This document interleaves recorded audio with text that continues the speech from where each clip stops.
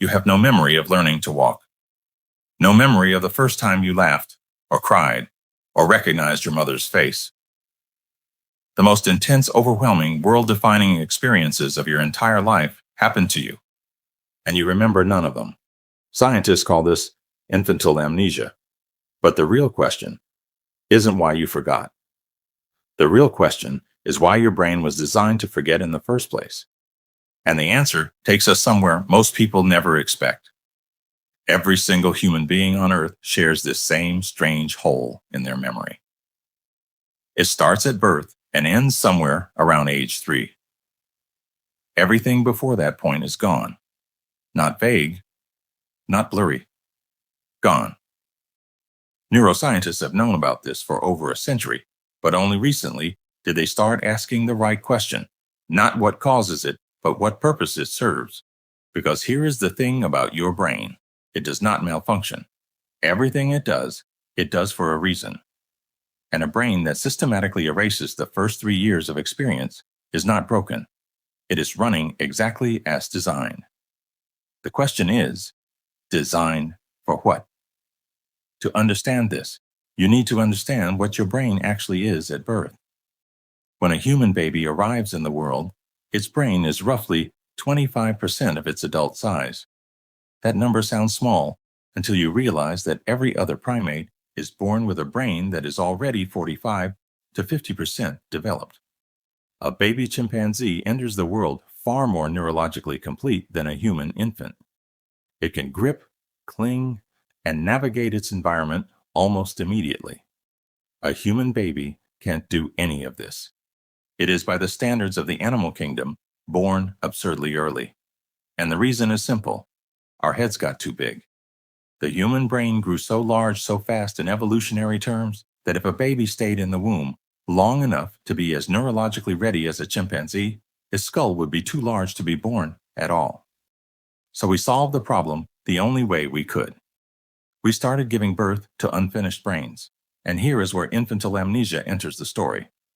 Memory, real long-term autobiographical memory, requires a brain structure called the hippocampus. The hippocampus in a newborn human is nowhere near complete. The neurons are there, but the connections between them are still forming, still being pruned, still learning what they are supposed to do.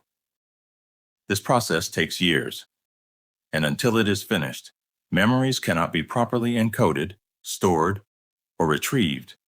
But here is what nobody tells you.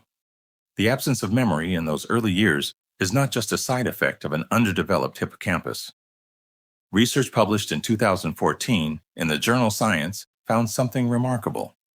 In young mice, and the same mechanism appears in humans, the rapid generation of new neurons in the hippocampus during early development actually disrupts existing memory circuits. The brain is building so fast that it keeps overwriting itself.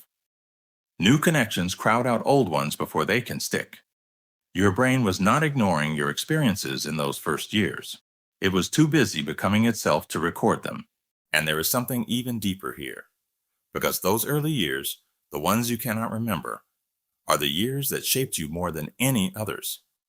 Every attachment pattern you carry, every instinct about trust, about safety, about love. Every baseline assumption your nervous system makes about whether the world is a place that holds you or a place that harms you. All of it was written in those years. All of it is running right now, underneath every decision you make, and you have no conscious access to any of it.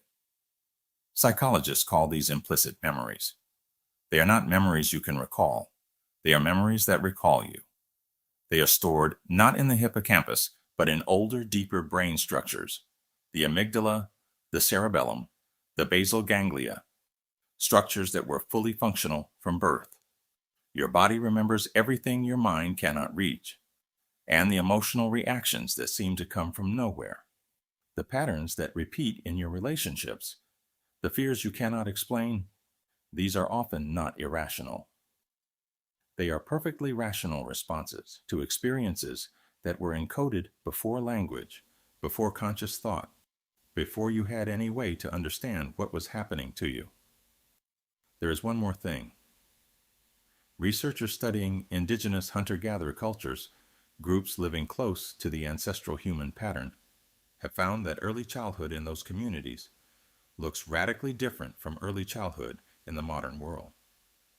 Infants are held almost continuously for the first 2 years. They sleep in contact with caregivers. They are carried while adults work. The nervous system of an infant, it turns out, was not designed for a crib in a separate room. It was designed for a body. The anxiety, the sleep disruption, the overstimulation that characterizes modern infancy. These may not be normal. They may be the result of placing a 300,000-year-old nervous system into an environment it was never designed for. You do not remember being a baby, but your body does. And it has been responding to those memories every single day of your life. You just never knew they were there.